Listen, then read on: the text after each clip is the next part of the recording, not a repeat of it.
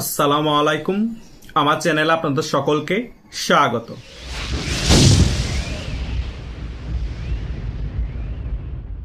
গত কিছুদিন আগে সেনাবাহিনীর প্রধান যখন মিডিয়ার সামনে এসে বক্তব্য দিচ্ছিল যে বাংলাদেশের ইতিহাসে একটি সেরা নির্বাচন হয়েছে 12ই ফেব্রুয়ারি, এই বক্তব্য যখন তিনি দিচ্ছিল, ওনার বডি ল্যাঙ্গুয়েজ দেখে মনে হচ্ছিল তিনি অ্যাংজাইটি ফিল করছে। শুধু তাই নয়, মনে হচ্ছিল এই বক্তব্য দেওয়ার জন্য ওনাকে কেউ বাধ্য করেছে। ওনার বডি ল্যাঙ্গুয়েজ ঠিক ছিল না এবং উনি যেভাবে কথাগুলো বলছিল মনে হচ্ছে সম্পূর্ণরূপে স্ক্রিপ্টেড। একটা জিনিস আমাদের মনে রাখতে হবে, বাংলাদেশের মধ্যে যদি সবচেয়ে কয়েকটা ন্যাক্কারজনক নির্বাচনের কথা বলা হয়, তার মধ্যে যদি কোনো নির্বাচনকে এক নম্বরে রাখতে হয়, সেটা হচ্ছে এই 12ই ফেব্রুয়ারি মামুভাগ্নে নির্বাচন, আর দ্বিতীয়ত হচ্ছে 2014 নির্বাচন। আমি মুক্তিযুদ্ধের পক্ষের শক্তি, আওয়ামী লীগকে পছন্দ করি, এটা সত্য, কিন্তু 2014 নির্বাচনও যে ভালো হয়েছে তা না। কিন্তু 2014 নির্বাচন থেকেও ভয়ঙ্করতর নির্বাচন হয়েছে এই 12ই ফেব্রুয়ারি নির্বাচন। আর এই 12ই ফেব্রুয়ারি নির্বাচনকে সেনাবাহিনী প্রধান ওয়াকারুজ্জামান বলছে বাংলাদেশের ইতিহাসে সবচেয়ে ভালো নির্বাচন হয়েছে।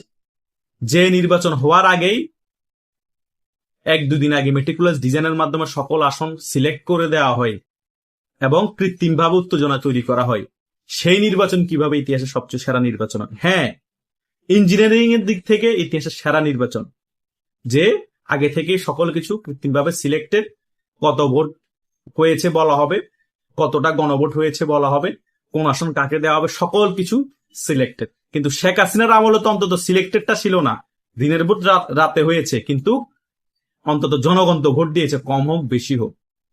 আর এই 12ই ফেব্রুয়ারি মামুভাগ্নে নির্বাচনে মাত্র 14-15% মানুষ ভোট দিয়েছে, আর 85% মানুষ ভোট কেন্দ্রেই যায়নি। কিন্তু তারা এমন ভাবে মেটিকুলাস ডিজাইনের মাধ্যমে সংবাদ মাধ্যমকে বলা হয়েছিল এবং সংবাদ মাধ্যমকে বিভিন্নভাবে প্রচার করতে বলা হয়েছে যে 50%-এর উপরে ভোট পড়েছে, গণভোট পড়েছে 8 কোটির মতো। মানে কিভাবে মিথ্যাচার করা হয়েছে। এই সকল মিথ্যাচার প্রপাগান্ডার পরেও সেনাবাহিনী কিভাবে এতদিন পরে মিডিয়ার সামনে এসে বলে ইতিহাসের সেরা ভোট হয়েছে।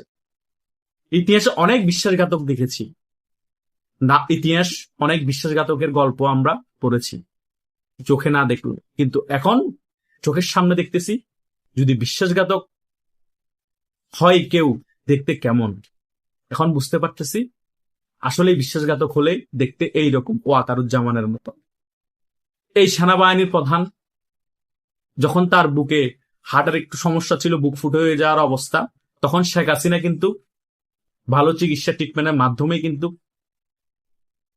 উনি সুস্থ হয়ে ওঠেন এবং এরকম একজন দুর্বল লোককেও তিনি সিস্টেমেটিক ভাবে সেনাবাহিনীর প্রধান বানান। তিনি নাকি আবার শেখ হাসিনার ফ্যামিলির আত্মীয়। আমি এই সেনাবাহিনীর প্রধান ওয়াকারুজ্জামানের দোষ দিব না, আমি শেখ হাসিনার দোষ দিব। আপনি হালকা হলো এখানে স্বজনপ্রীতি দেখিয়েছেন, তার না হলে এত দুর্বল একজন লোককে এবং যে মানুষ জামাত ঘেঁষা বাজ বিচার না করে আপনি যোগ্যতা আছে বলে কেন সেনাবাহিনীর প্রধান বানান? ছবলটা কিন্তু তিনি সর্বপ্রথম দিয়েছে। এখনো কিন্তু 12ই ফেব্রুয়ারি মামুভাগ্নে নির্বাচনকে জায়েজ করার জন্য তিনি সংবাদ মাধ্যমে এসে বক্তব্য দিচ্ছে এবং সেনাবাহিনীকে ব্যারাকও ফিরাচ্ছে না। এবং তার বক্তব্যের কিছুক্ষণ পরে বিভিন্ন মিডিয়াতে আমরা দেখতে পেয়েছি আবার নাকি সেনাবাহিনীকে ব্যারাকে ফিরে নিয়ে যাওয়া হবে 6 জুন। দেখবেন 6 জুন যখন আসবে তখন বলবে আরো কিছু মাস থাকবে সেনাবাহিনী, আরো কিছু মাস পরে নিয়ে যাওয়া হবে। 6 জুন যখন সেনাবাহিনীকে ব্যারাকে নিয়ে যাওয়া হবে তখন এই বিএনপির কি হবে? আর সেনাবাহিনীর প্রধান ওয়াকারুজ্জামান, আপনিও তো সবসময় বা আজীবনের জন্য সেনাবাহিনীর প্রধান থাকবেন, তখন আপনার কি হবে? দেশটাকে যে এই জঙ্গিদের সাথে আপনি তুলে দিয়েছেন, শেখ হাসিনার মতো নেত্রীকে যে আপনি এভাবে বিপদে ফেলেছেন, আওয়ামী লীগকে একেবারে ডিস্ট্রয় করে দেওয়ার জন্য প্ল্যানিং করেছেন। আমি তো বিভিন্ন শেখ হাসিনার আশেপাশের অনেক মানুষের কাছে শুনেছি, যারা শেখ হাসিনার আশেপাশে থাকতেন, যাদেরকে শেখ হাসিনা পছন্দ করতেন, তাদেরকে খুব স্নেহ করতেন, ভালোবাসতেন। আপনাকেও তো স্নেহ করতেন, ভালোবাসতেন। একদম 5 আগস্টের পতনের আগ পর্যন্ত আপনাকে বিশ্বাস করেছিল। নৌবাহিনীর প্রধানকে বিশ্বাস করেছিল, বিমান বাহিনীর প্রধানকে বিশ্বাস করেছিল। এটাই কি ওনার দোষ ছিল? উনি মুক্তিযুদ্ধের পক্ষের শক্তি, আওয়ামী লীগের মতো রাজনৈতিক দলের সভানেত্রী, বাংলাদেশকে উন্নয়নের শিখরে নিয়ে গিয়েছে। এত কিছু হওয়ার পরও কি জামাতকে নিষিদ্ধ করেছিল, বিএনপিকে নিষিদ্ধ করেছিল? একেবারে পতন হওয়ার শেষ মুহূর্তে যখন জামাত সারা বাংলাদেশে জঙ্গিবাদের আস্তানা গড়ে তুলেছে, সকল জায়গায় জঙ্গি হামলা করছে, পুলিশ মেরে ফেলছে, অবকাঠামো ধ্বংস করে দিচ্ছে, তখন বাধ্য হয়ে জামাতকে নিষিদ্ধ করেছে। তাই নয় কি? বাংলাদেশের জনগণ কি এগুলো দেখে নাই? দেখেছে তো। এবং তারা 5 আগস্টের পরবর্তী সময় শেখ হাসিনা যাই বলেছিল সেটাই কিন্তু পরবর্তীতে আমরা প্রমাণ পেয়েছি। তারা অবলীলায় বিভিন্ন টকশোতে এসে বলেছে, আমরা যদি পুলিশ হত্যা না করতাম, মেট্রো রেলে আগুন না দিতাম, মৎস্য ভবনে আগুন না দিতাম, তাহলে আমাদের এই গণ অভ্যুত্থান, এই বিপ্লব সফল হতো না। তার মানে তারা আগে থেকে প্ল্যানিং করে বাংলাদেশে যত অবকাঠামো আছে সকল কিছু ধ্বংস করে দেওয়ার পায়তারা করেছিল। যদি আন্দোলন সফল না হতো, তারা সারা বাংলাদেশ ধ্বংস করে দিত। এই জঙ্গিরা, ওদের কথা হচ্ছে, আমরাই যদি ক্ষমতা আসতে না পারি, মুক্তিযুদ্ধের পক্ষের শক্তির মানুষরা কেন আরামে বাংলাদেশে থাকবে? সকল অবকাঠামো ধ্বংস করে দেওয়া হবে বাংলাদেশে। আমরা পাকিস্তানকে মনে মানে ভালোবাসি, পাকিস্তানকে মনে মানে বিশ্বাস করি।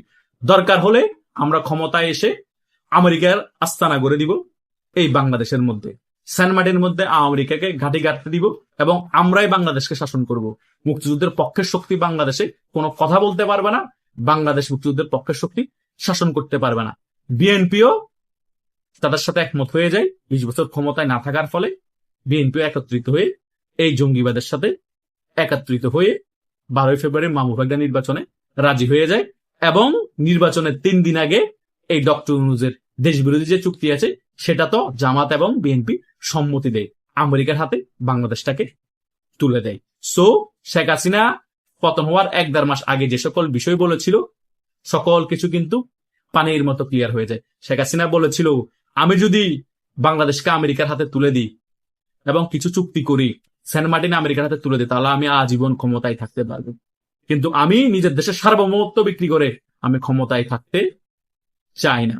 চোখে চোখ রেখে আমেরিকার সাথে কথা বলেছিল, দেশকে বিক্রি করে নাই। কিন্তু এই সকল রাজাকারের নাতিপুতিরা এবং বিএনপি দেশ বিক্রি করে এখন ক্ষমতায় এসেছে। শেখ হাসিনা যখন বলেছিল, যদি আপনাদের বেগুনের দাম বেশি মনে হয়, আপনারা বেগুনি না খেয়ে কাঁঠাল দিয়ে পিঠা বানায় খাইয়েন, তখন অনেকে হাসাহাসি করেছিল। কিন্তু এই কাঁঠালের পিঠা যখন পিঠা উৎসবে বিক্রি হয়েছিল, এত মজা হয়েছে যে জনগণের ঠেলায় অতিষ্ঠ হয়ে গিয়েছে যে স্টলে কাঁঠালের পিঠা বিক্রি করা হতো, হুমড়ি খেয়ে মানুষ কিনেছে। সো শেখ হাসিনা যাই বলেছে, যাই করেছিল, সকল কিছু বাংলাদেশের মানুষের জন্যই বলেছিল, বাংলাদেশের মানুষের জন্য করেছিল। কিন্তু এই হতভাগা বাঙালি সেটা বুঝে নাই। কথায় আছে না, দাঁত থাকতে দাঁতের মর্ম বুঝে না। এখন যখন দেশ বিক্রি হয়ে গিয়েছে, দেশে মবের রাজত্ব কায়েম হয়েছে, দেশ একেবারে দুর্ভিক্ষের কবলে পড়ে যাচ্ছে, তখন বাঙালি বুঝতে পারছে, হাই হাই কি হারালাম, কি হারালাম। আর সেনাবাহিনীর প্রধান যখন বলছে এটা পৃথিবী বাংলাদেশের ইতিহাসে সেরা নির্বাচন হয়েছে, তখন তো আরো আফসোস করছে বাংলাদেশের জনগণ যে শেখ হাসিনার আমলে নির্বাচন তো তাহলে আরো অনেক বেশি ভালো ছিল।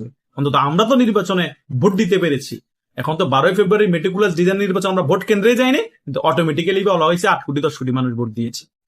আবার এই নির্বাচনকে বৈধতা দেওয়ার জন্য সেনাবাহিনীর প্রধানও মিথ্যাচার করছে। তো চিন্তা করেন বাংলাদেশ এখন কোন অবস্থায় আছে। সেনাবাহিনীর প্রধান যেটা বলতে চাচ্ছে না, ওনাকে দিয়ে বলানো হচ্ছে।